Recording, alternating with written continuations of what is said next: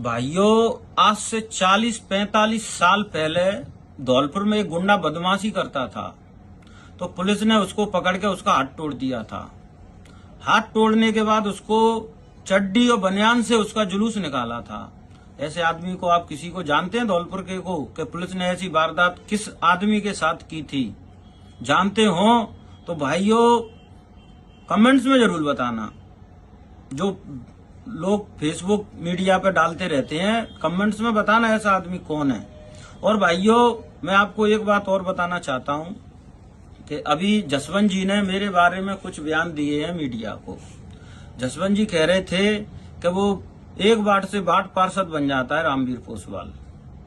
तो मैं एमएलए साहब आपको एक बात बताना चाहता हूं, मैं एक वार्ड से पार्षद नहीं हूं, मैं 2 वार्डों से पार्षद बना था। अब की बार एक वार्ड से मेरा भाई लड़ा था, एक वार्ड से मेरी भाभी लड़ी थी। और वो भी पार्षद कैसे बने थे? मलिंगा जी फुल सरकार में थे। मलिंगा जी ने एसपी को मेरे पीछे लगा दिया था और वार्ड में फिलांग टॉर्चर, हर वार्ड के आदमी को टॉर्चर करा था। पूरी सरकार का प्रशासन उसमें लगा दिया था मुझे हराने के लिए, फिर भी मलिंगा जी मुझे नहीं हरा पाए। एमएलए साहब, मैं दोनों वार्डों से चुनाव जीता था। मैंने बसपा ज्वाइन की थी एक बार, मेरे 6 कैंडिडेट चुनाव जीते थे। आप भूल जाते हैं एमएलए साहब, आप उस टाइम बीजेपी में थे, आपने आके कहा था कि हमारी बीजेपी की टिकट आप बांटो। एमएलए साहब, आपकी तो इतनी भी औकात नहीं थी कि आप एक सीट निकाल सकते थे। मैंने आपकी बीजेपी की टिकट बांटी थी, बसपा बीजेपी दोनों की टिकट मैंने मिक्स करके बांटी थी। 8 सीट बीजेपी की आई थी। भाइयों, मैं एमएलए साहब से एक बात और पूछना चाहता हूं। जो एमएलए साहब समाज की दुआई देते हैं, समाज में इनका कुछ नहीं है, समाज में ये जाते आते नहीं है, समाज इन्हें मानता नहीं है, तो एमएलए साहब आप इतना याद रखो, हम समाज के लिए ही जीते हैं, हम समाज के हितैषी हैं। समाज को हमने कभी पीट नहीं दी है, हमारी आपसे लड़ाई थी, इसीलिए हमने आपका साथ नहीं दिया। भाइयों, मैं एक बात और पूछना चाहता हूं। इस एमएलए ने मेरे से 2018 के चुनाव में पैसे उधार लिए थे। इसने मेरे से पैसे उधार लेने के बाद इसने मेरे पैसे नहीं लौटाए। ये आदमी मेरे पैसे खा गया था, इसीलिए मैंने इसका साथ नहीं दिया। अगर मैं किसी के पैसे खा जाऊं और फिर मैं उससे कहूं कि मैं चुनाव लड़ रहा हूं, मेरा साथ दे, तो वो आदमी मेरा साथ दे देगा क्या? मैं आपसे पूछ रहा हूं। बात समाज की नहीं थी, बात वो इनकी थी। मैंने इनका साथ नहीं दिया। समाज तो कभी भी कह दे कि जहाँ जान देनी है वहां जान देने के लिए तैयार हूं।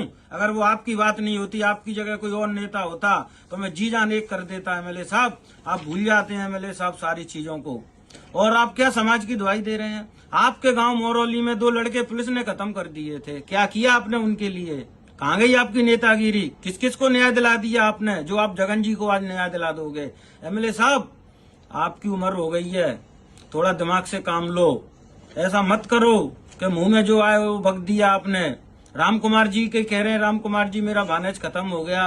राम कुमार जी ने आपके लिए क्या नहीं किया एमएलए साहब? उसकी जब हालत खराब हुई, उसकी तबीयत बिगड़ी, आपने उससे दूरी बना ली। आप अपने भानेज के नहीं हो सके, आप अपनी बीवी के नहीं हो सके, तो इन समाज से तो आपका संबंध ही क्या है एमएलए साहब? आप अपने सगों के नहीं हो रहे हैं, तो इस समाज का आप क्या करोगे? 3 साल हो गए आपको, किसी के घर पे आपने देखा है कि क्या दुख है, क्या हो रहा है?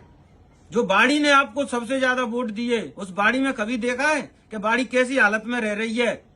घोटू घोटू पानी भर रहा है बस्ती के अंदर, बाड़ी के अंदर।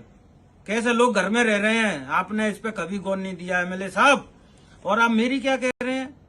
मलिंगा मुझे चेयरमैन बना देगा, मैं मतलब ये हो जाएगा? एमएलए साहब, आप भूल रहे हैं, मैं कोई चेयरमैनी के लिए तैयारी नहीं कर रहा हूं। मैं तो चुनाव लड़ूंगा एमएलए का, और डंके की चोट पे लड़ूंगा। जो भी प्रतिद्वंदी सामने आएगा उससे लड़ूंगा, चाहे मलिंगा जी हो, चाहे आप हो, चाहे कोई भी हो। चुनाव लड़ूंगा और बैठूंगा, और नहीं, इतना और याद रख लेना एमएलए साहब, आप जिस गलत फहमी मत रहना कि मैं बैठ जाऊंगा। कभी गलत मत सोचना इस चीज को कि मैं बैठ जाऊंगा। और एमएलए साहब, मैं आपको एक बात और बता दूं। एमएलए साहब, आपका खेल खत्म हो चुका है एमएलए साहब, थोड़ा दिमाग से काम लो। पुलराज जी के बारे में आप कह रहे थे, 4 कैंडिडेट सरपंची का चुनाव लड़ते हैं, वो चौथे पे आते हैं, तो सरपंच साहब उनके कर्म चौथे पे लाते होंगे। अब ये तो उनको पता है कि चौथे पे आते हैं कि वो पहले पे आते हैं कि दूसरे पे आते हैं। ऐसा तो हो नहीं सकता भाई। उनके कर्म आज खराब होंगे तो वो चौथे पे भी आ सकते हैं, अगर उनके कर्म अच्छे होंगे तो वो फर्स्ट भी आ सकते हैं।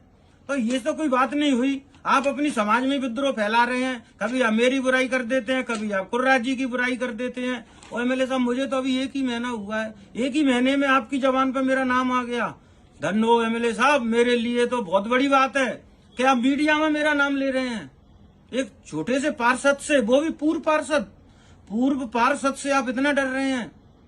एमएलए साहब अभी तो काफी समय डला है विधानसभा के चुनाव में, आपको तो बीमारी पड़ जाएगी। आप दवाई खाइए, मेरे बारे में सोचना बंद कीजिए और समय के ऊपर छोड़ो, क्या होगा अभी से इतना क्यों सोच रहे हो। एमएलए साहब दवाई ले लो, अच्छा रहेगा। वैसे ही आदमियों की कमताई होती चली जा रही है समाज के अंदर दिन पे दिन, कहीं भगवान ना करे कोई ऊंच नीच हो जाए। एमएलए साहब आप तो मस्त रहा करो, इतना टेंशन क्यों ले रहे हैं। वो भी मुझसे टेंशन ले रहे हैं, ऐसे टेंशन लोगे तो कैसे चलेगा। अभी तो 2.5-3 साल बची हैं चुनाव की। एमएलए साहब चुनाव तो मैं हमारी वीडियो पसंद आई हो तो लाइक, कमेंट व शेयर करें और ऐसी ही वीडियोस को देखने के लिए आप हमारे यूट्यूब चैनल BBN भव्य वसुंधरा न्यूज को सब्सक्राइब कर बेल आइकन को प्रेस करें।